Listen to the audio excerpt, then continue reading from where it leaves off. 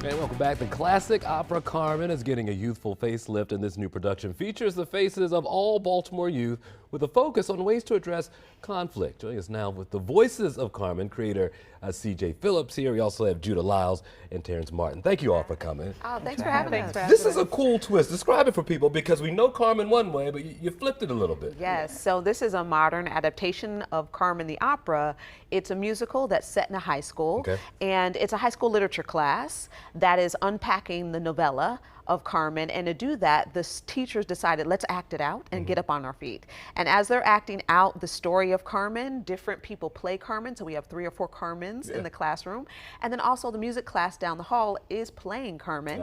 So we have this live orchestra on stage, and we toggle back and forth between the music class acting out, or the music class playing, and the literature class acting out Carmen. And part of the reason that we invited you guys on, because I think that what really big is the conflict resolution part of this. Our young people right now are going through a time, and I think that the message that you're sending is a good one. Describe that for me a little bit. Yeah, so, oh, sorry. I'll take it. So, I mean, we see a couple of conflicts, but the main conflict is between Carmen and DJ. DJ being, I'm Carmen number 4, DJ number 4.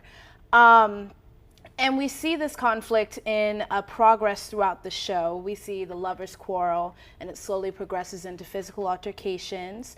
And at the end, we actually go to the extent that the actual opera goes to, and Carmen dies by the hand of her boyfriend.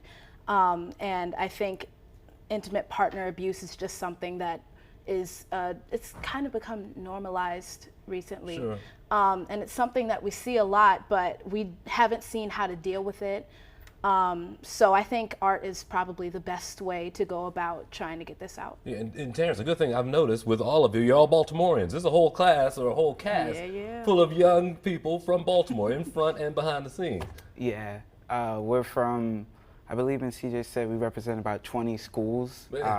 So it's people, it's actually people from areas of Maryland I'm not even accustomed to. So it's really cool seeing a lot of different, seeing how talented Baltimore really is, because it's people with different styles, different things they do. The band is amazing. The different things everyone brings to this production is really, it's really encouraging, because you know, it's a lot of negative stuff you see around, so it's very positive to see a lot of like-minded artistic people your age come together to do something like this. And we held auditions in 5 different locations to be sure that all of Baltimore knew that it was open to them. So West Baltimore, East Baltimore, North, Central, and Southern Baltimore had their own auditions so that kids could come from all over. It's got to warm your heart to hear him talk about this process the way he does. That this is what you envisioned, Yeah, this has been the dream, and so much of this process has been led by the young people who are a part of it.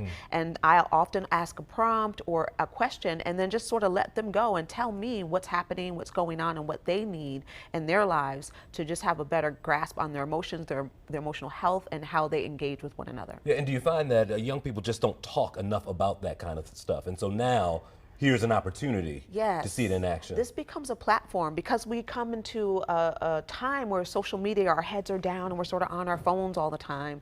Having a moment to listen to music together, talk together, have a community conversation after a show is really opening a door for dialogue that they didn't have otherwise. Okay, all right, what am I gonna see? If I get there, tell me about the show. It sounds like there's a lot of energy, a lot of movement. Yeah, bring it to me.